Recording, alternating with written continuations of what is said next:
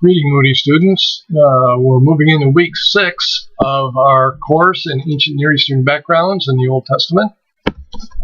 Can you believe it? At the end of this week, you're 3/4 of the way through this class. And right about now, it can be easy to feel a bit overwhelmed with the work and with a waning level of energy. Well, don't despair. Read through the devotional thought here. I hope that will encourage you and provide a little extra motivation for you. With that power of the Lord's promises, here's your 6th week assignments.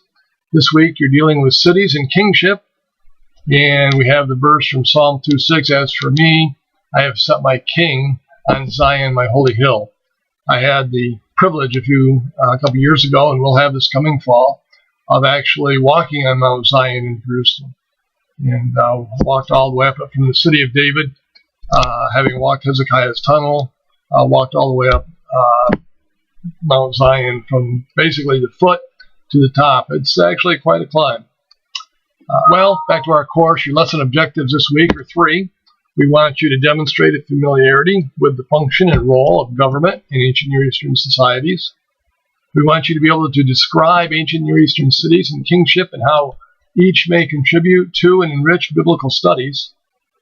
And we want to enlighten and enrich students' biblical interpretation by utilizing an understanding of cities and kingship from biblical backgrounds. Your readings this week are threefold: in your textbooks, your articles, and your scripture reading. You're going to be reading Silva, chapter 5 on government, and you're going to be reading about 11 pages from Walton, Ancient Near Eastern Texts in the Old Testament, chapter 12. You've got an article by Riken on Zion from the Dictionary of Biblical Imagery. You've got an article from Kaiser, Zaphon, Olympus, Sinai, and Zion, the Mountain of God, an archaeological study Bible. And you've got Kaiser, the Exaltation of the Holy City in the Psalms and in the Myths, from the archaeological study Bible. Trust you'll enjoy those. Then you can also look over, this is not required, but I would encourage you to do it, the Enuma Elish reading from the following website. And then in Scripture, we want you to read Psalm 2, 21, 45, 48, and 72. These are kingship and Zion psalms. I think you'll enjoy those.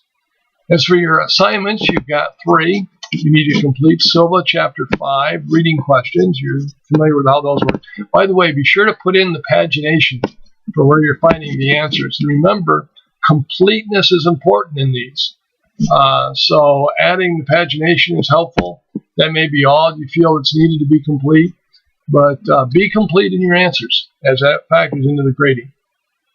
And then you've got your Enuma Elish paper, and there's fairly full directions here, so be sure to abide by those in writing your paper. I'm really looking forward to seeing your Enuma Elish papers and your other work coming in. And again, remember, maintain contact with one another. That's part of the essence of discipleship. And we're supposed to be mutually encouraging one another to love and good works from Hebrews 10:25. And of course, Paul says in Romans 15:14 that we are competent to counsel or to admonish one another. Well, there you have it, another week's announcement. I trust you're enjoying the course and drawing much from it. God bless you as you do your work this week.